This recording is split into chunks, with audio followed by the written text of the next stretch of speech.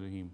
A very thorny issue which has become a hot subject of debate these days is the fact that Islam grants the husband the absolute right to beat his wife.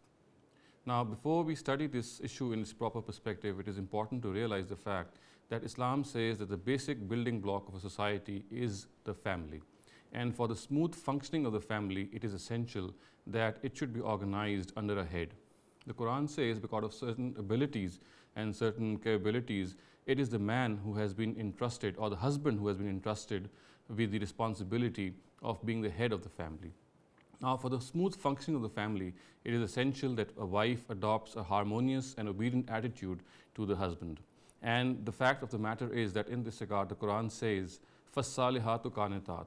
Pious wives are those who are obedient to their husbands. So therefore, a wife should adopt a very harmonious attitude to her husband. Now, there may arise circumstances in which a wife stands up and starts to challenge the authority of the husband.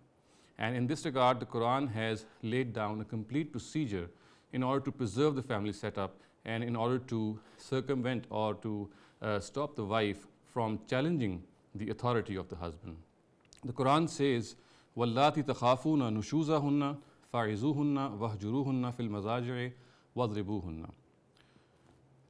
As for those from whom you fear rebellion, of course the reference is to the wife, admonish them first, and next refuse to share their beds, and even if this does not remedy the situation, punish them. So the Quran has outlined a complete procedure in this regard and has said that if a wife starts to challenge the authority, and when we say challenge the authority, the Quran has used the word nushuz. Anything less than this does not in any way merit this procedure to be adopted. Like, for example, simple cases of disobedience would not merit that this procedure would be adopted. This is to be adopted only and only when a wife starts to challenge the authority of the husband. So therefore, it is said that in order to deal with such a wife, a husband should adopt a procedure which consists of 3 steps. And of course, enough time should elapse on each step before the next step is adopted. The first of these steps is, as the Quran says, فَائِزُوهُنَّ, that a husband should try to convince his wife that adopting such an attitude is actually disrupting the whole family setup, and she should cease to adopt this attitude. And of course, ample time should pass on this. And if this does not make her leave her ways and she does not mend her ways, then the Quran says, وَهْجُرُوهُنَّ فِي الْمَضَاجِعِ, that such a wife should be left alone and no intimate sexual relation should be established with her. Again, this is an expression of distaste on the part of the husband to tell her that what she is doing is actually disrupting the whole family setup. And again, ample time should pass on this stage also. And it is expected that after these first 2 stages, many of the wives would mend their ways and of course would give up this attitude of rebellion that they have adopted. And the Quran says that even if these 2 stages or these 2 measures is not instrumental, they are not instrumental in stopping a wife from becoming rebellious, then a husband can adopt the 3rd option, and which according to the Quran is وَضْرِبُوهُنَّ. A husband can punish his wife, which in other words means that he should correct her on this rebellious attitude, and this correction should be much like the correction of a teacher regarding his or her students, or the correction of a father regarding the children. And the Prophet himself has said that if such a situation arises, then he should not punish his wife in the matter which leaves any sign of wound on her, and the words are ضَرْبًا غَيْرَ مُبَرِّحًا.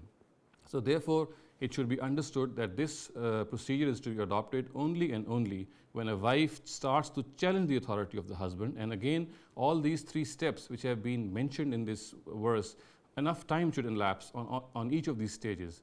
Also important is the fact that any adoption of such a procedure never becomes obligatory.